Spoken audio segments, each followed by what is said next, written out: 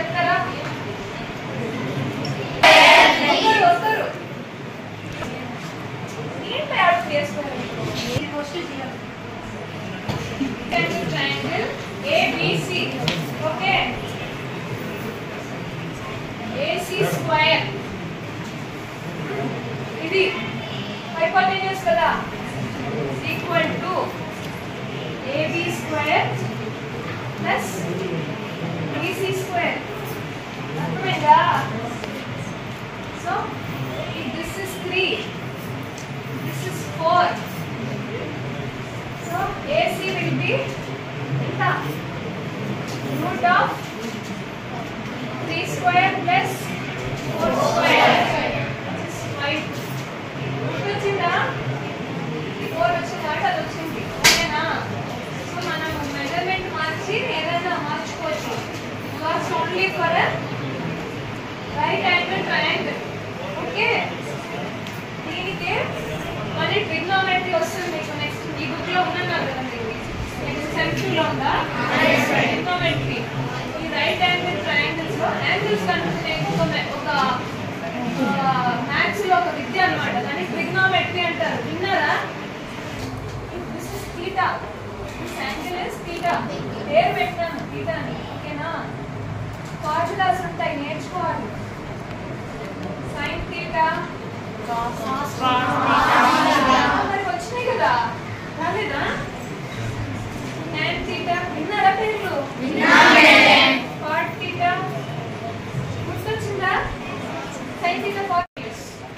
Sin theta is opposite side by hypotenuse. Cos theta is theta के adjacent side है ఇది. Adjacent side is BC కదా.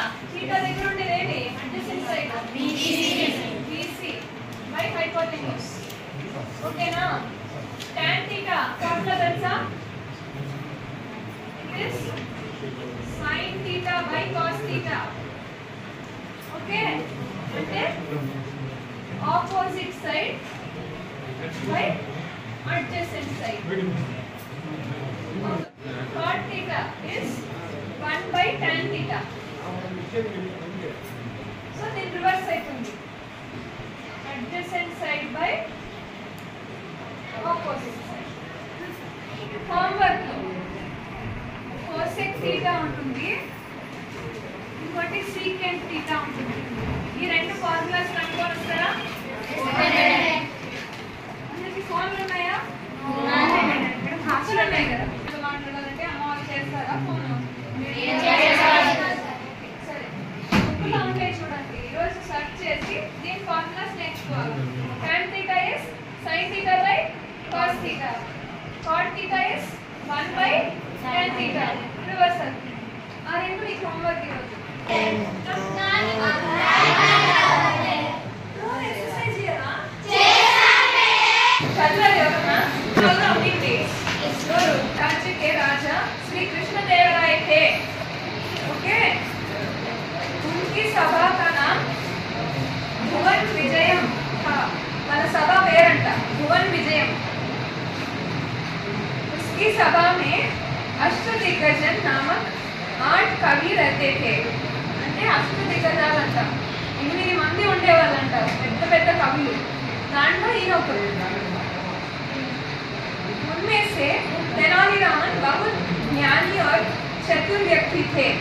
అంటే 8 మందిలో ఈయన మంచి చాలా క్లెవర్ అయిన పర్సన్ అంట. మిగతా 8 మంది మనం 7 మంది పేర్లు మనం ఎక్కడన్నా గుర్తు పెట్టుకున్నామా? ఈయన ఎందుకు ఫేమస్ అయినారంటే అందరికీ తెలివి ఉండింటుంది, కానీ ఆయన స్పెషల్ చూపించారు. మీరు చాలా సినిమాల్లో చూసింటారు. ఆదిత్య 369 సినిమా చూసారా మీరు ఎప్పుడన్నా? ఎప్పుడన్నా ఛాన్స్ దొరికితే చూడండి. దాంట్లో ఒక టైం మెషిన్ చేస్తారు. టైం మెషిన్ బాలకృష్ణ గారు హీరో తెలుసు కదా, ఆయన మూవీ అది. వాళ్ళు పాస్ట్కి టైం మెషిన్ ఎక్కి కృష్ణదేవరాయల కాలంకి వెళ్తారు. బాగుంటుంది. దాంట్లో తెనాలిరామన్లు అందరూ కనపడతారు. 8 మంది ఉంటే దాంట్లో ఈయన చాలా ఫేమస్. ఎందుకంటే ఆయన స్పెషాలిటీ ఉండేది.